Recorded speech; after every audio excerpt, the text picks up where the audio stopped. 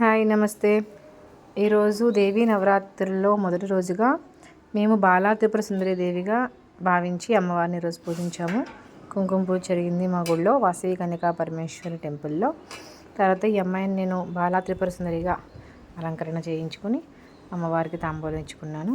ఈరోజు బాలా త్రిపుర సుందరి దేవి వారి అవతరణ అలంకరణ సందర్భంగా చిన్నపిల్లలందరితో కూచిపూడి నాట్యం అమ్మవారికి గుడిలోనే అమ్మవారి ఎదురుగుండా వేయించి చూపించాము. ఇక్కడ చాలా పెద్ద మండపం ఉంది, కళ్యాణ మండపము.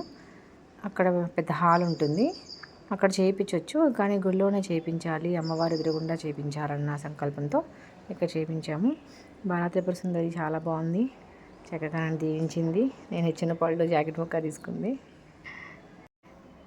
ఇక గుడిలో ఉన్నటువంటి బాలా త్రిపుర సుందరి దేవిని అయితే చూపిస్తాను. అమ్మకి జల్లో ఒక పువ్వు పెట్టాను. ఏమి చేసినా కైంకర్యం చక్కగా అందుకుంది తల్లి. ఈరోజు సంతోషం. ఇంకా గుడిలో ఉన్నటువంటి బాలా త్రిపుర సుందరి దేవిని చూద్దాం. అమ్మ వాసవి కన్యకా పరమేశ్వరి దేవి ఈరోజు బాలా త్రిపుర సుందరి దేవిగా దర్శనం చేసుకున్నాం మేము భావించి. అమ్మవారి జుట్టు ముందుకు వేసుకుంది.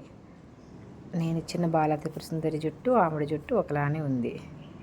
అది చాలా సంతోషంగా అనిపించింది. ఈరోజు పంతులు గారు కూడా దీంట్లో ఉన్నటువంటి వాళ్ళు చాలా మంచి వాళ్ళు, మంచిగా చేస్తారు పూజలన్నీ, కైంకర్యం అంతా మంచిగా చేస్తారు. ఈమెనే మా బాలా త్రిపుర సుందరి దేవి. ఇక్కడ కుంకుమ పూజ కూడా జరిగింది ఈరోజు పొద్దుటే. చాలామంది ముత్తైదులు పాల్గొన్నారు.